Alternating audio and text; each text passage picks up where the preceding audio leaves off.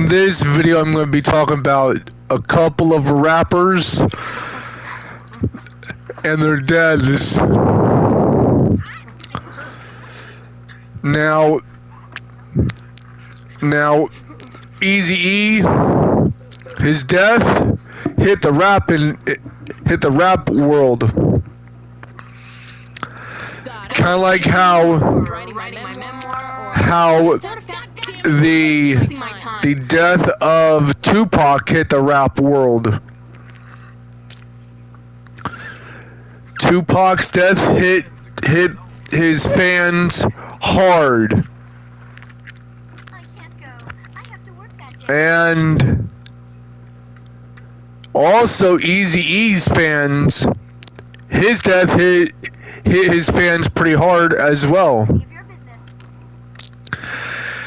And it was pretty sad, to be honest. 2 out of 3 of the most highly influential rappers died. And yeah, it was pretty sad. It wasn't exactly what I call a great omen when very famous and very talented rappers die at such a young age. And it was pretty sad that Tupac was clipped by somebody. And if I'm not mistaken, Biggie Smalls, or the notorious B.I.G., was assassinated too. But also the rapper Eazy-E died of AIDS. Nobody knew he had AIDS. And when the story went out about him having AIDS, we all know that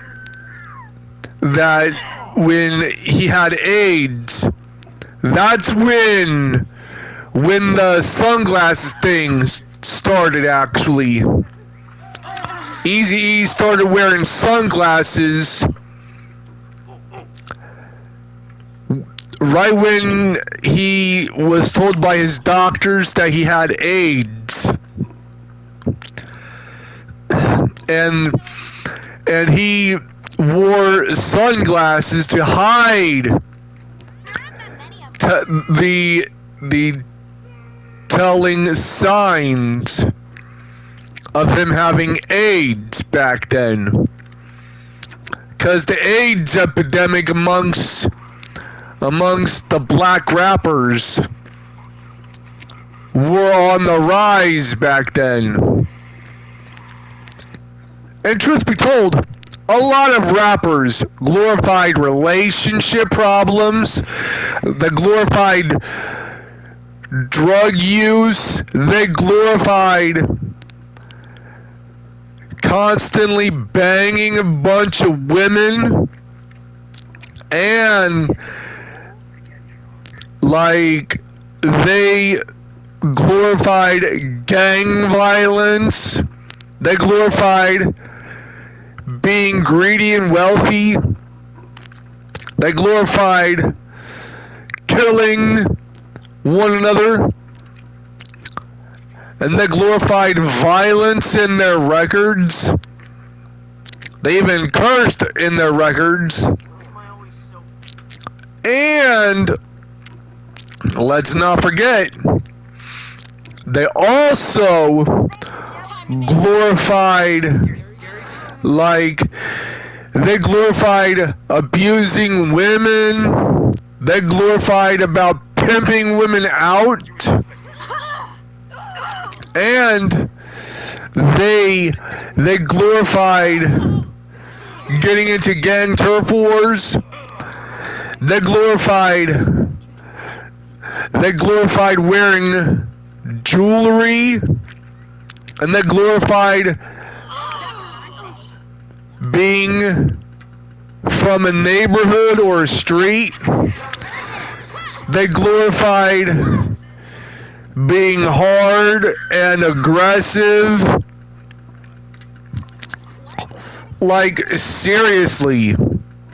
They glorified that shit for so many years. And they glorified which gang they belonged to. They're freaking me out. And they glorified popping pills. They glorified getting wasted at the club. And they glorified hitting on a lot of women. It's no wonder why most of the rappers who actually act upon all of the above ended up dead. And like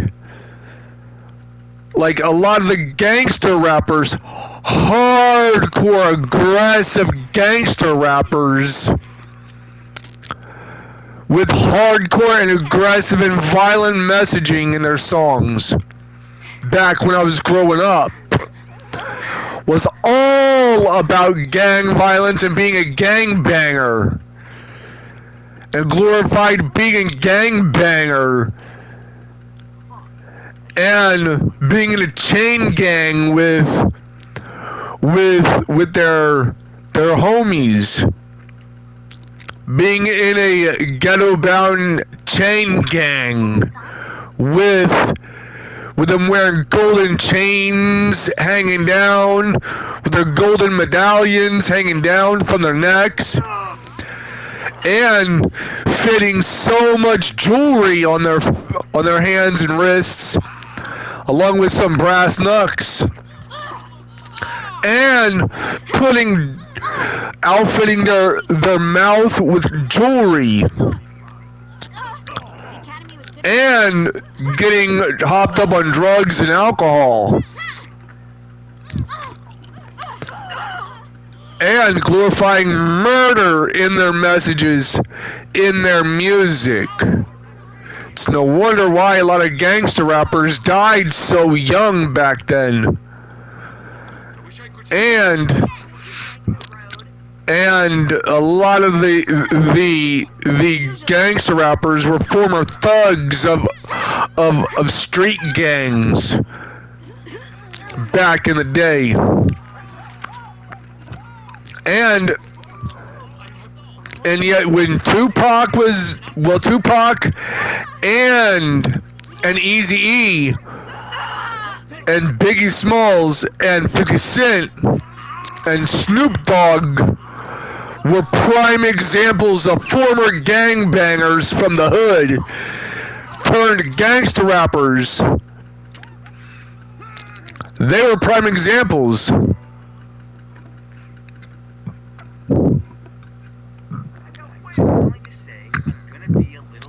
And yeah, Eminem had no gang affiliations, and he became one of the biggest rappers alive.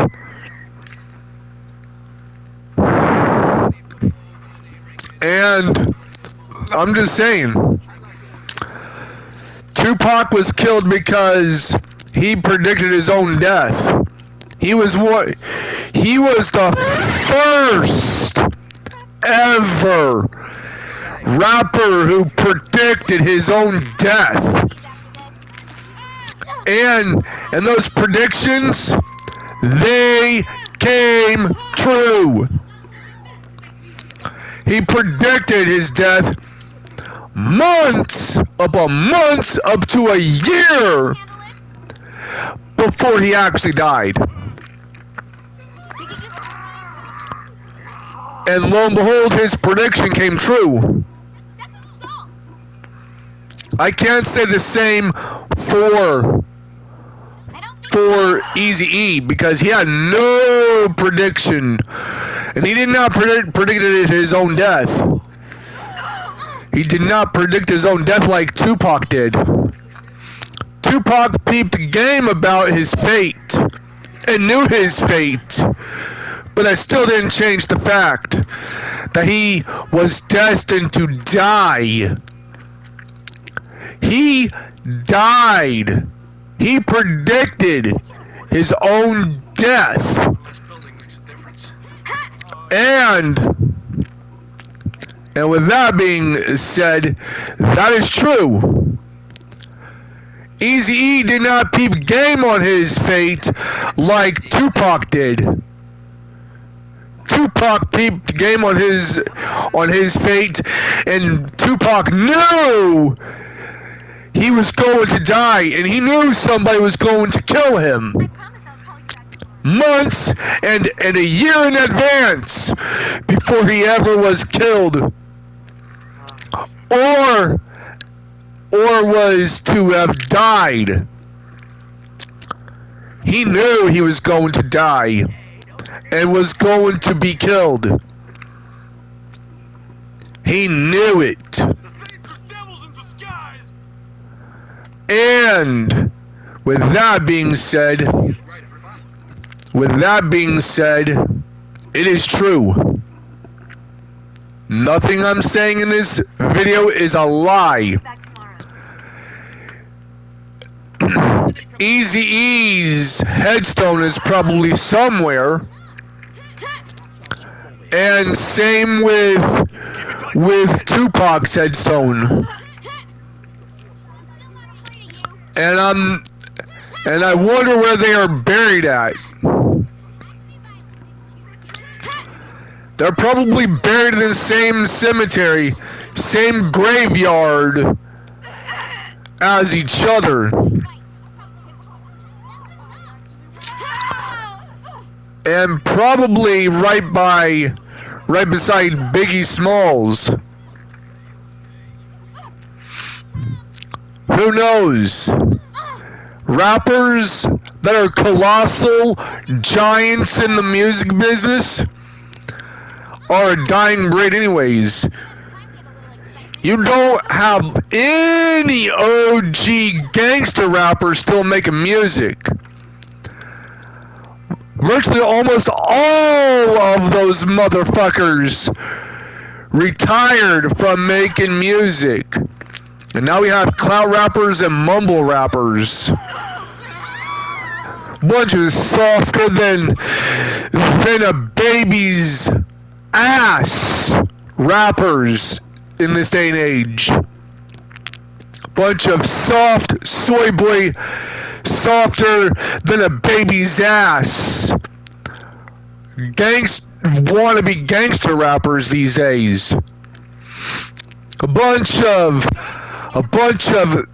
wannabe gangster rappers that are just a bunch of theater kids with a microphone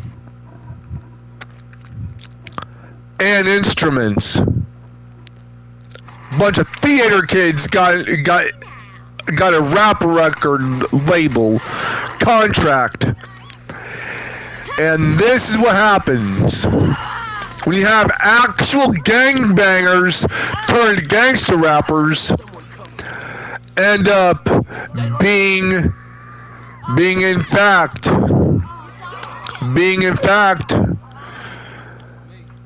like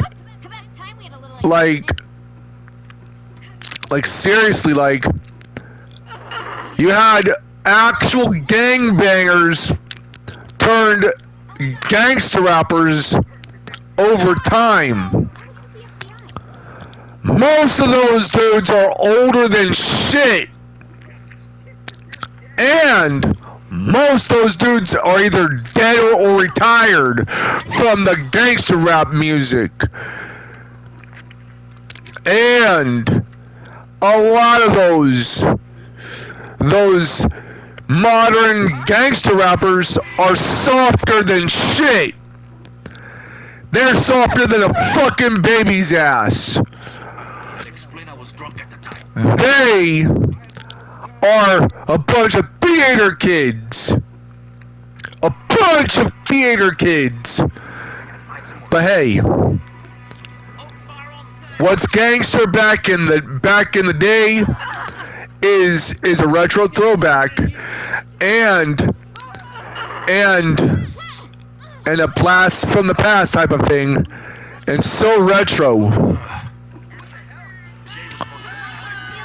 From hip hop rap to clout and mumble rap type of rap. What's gangster back when I was growing up was the very like the very types of gangster rapping.